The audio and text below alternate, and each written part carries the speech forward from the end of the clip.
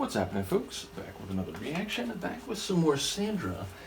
And we're moving to the next chapter in the Sandra journey, though we are jumping ahead one track, though we'll see if I do go back to that. Long story short, we're moving to the long play 1985. Thank you again to Shafiq for providing the larger Sandra catalog. And the first track on this album is In the Heat of the Night. Now, I reacted to that when I went through the Sandra singles compilation, which I think was stylized like 1984 to 1990. But of course, I don't know whether there's a notable difference between the album version here and the single version. Sometimes those differences are really just about cutting it down a little bit for time, for radio play. In other cases, single versions are notably reworked or different from the album version. So for now, I'm jumping past the opening track. Shafiq, if you or anyone else suggests that the album version here on the long play is different enough to warrant a separate reaction, that's fine, I can go back and do it, but I figured I'd jump ahead of a track that I have technically already reacted to. In any case, the next track, which has a parenthetical subtitle, is On the Tray, and then parenthetically 7 years. So I'm interested. On the tray, a tray can serve different purposes, but generally speaking, it's to, in a convenient way, put multiple items together to be transported, to be presented, to provide a place to eat a meal.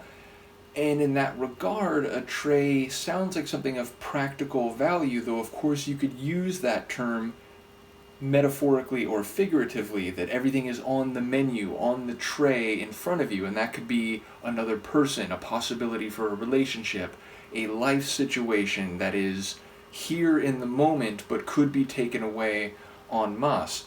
That being said, 7 years, I don't quite know what to do with that. It feels highly specific. 7 years is a long period of time in the world of human affairs, although of course much less than a typical lifetime.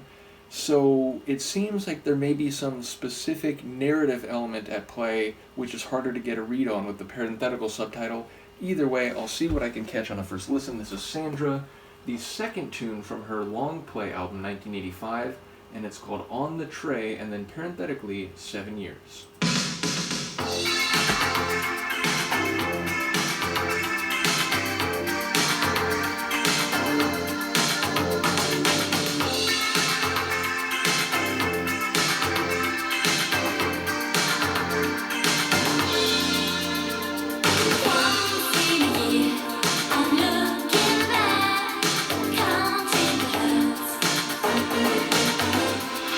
Time after time, it's been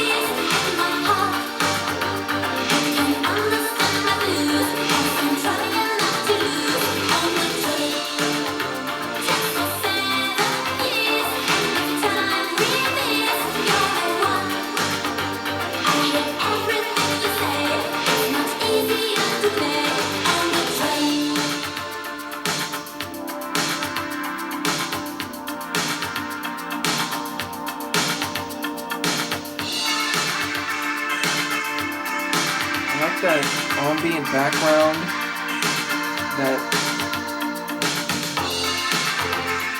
echoed and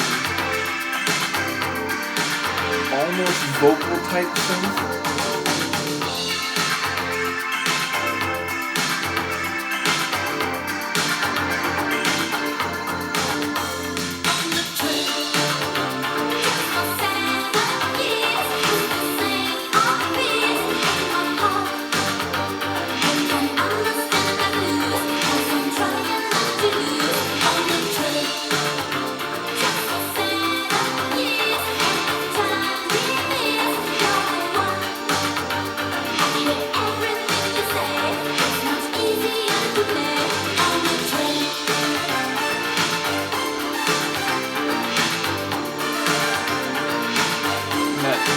Brass style synth.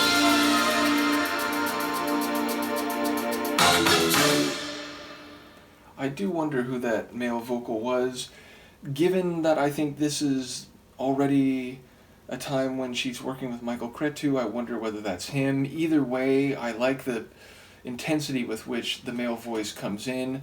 So we hear a reference to not wanting to lose, it's easier to play on the tray, though the line before not wanting to lose, I couldn't figure out if it was understand my blues, as in my sad feeling, which I thought made sense given that she seems to be talking about missing him.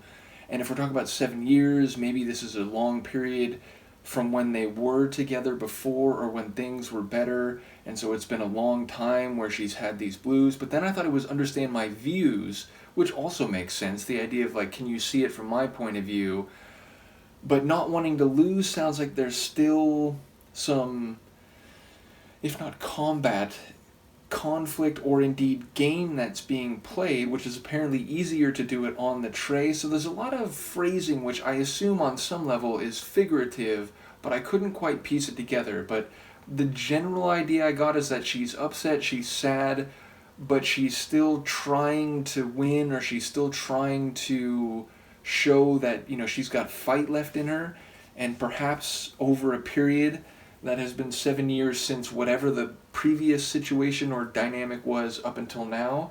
But again, it's a very 80s track in terms of some of the synths, which I say in a very good way. In fact, it reminded me of a tune from Madonna's very early career, like her first album, maybe her first 2 albums, which had that very 80s synth pop, you know, kind of fun type of feel to them. This sounded like it was in a similar vein, and if you swapped out Sandra's voice from Madonna's, I think, you know, it would have fit on one of her albums. But definitely an early to mid 80s feel, definitely, you know, a keyboard synth heavy sound in a good way. And as I said, I liked the different layers of that. There was that sweeping, smooth, like pad ambient background, and then a couple different synth riffs which were, you know, shorter and more flourish-like. One that was, again, almost, I mean, it wasn't quite a vocal synth, but the quality, it was making me think more of like a vocal synth than of an instrument type synth.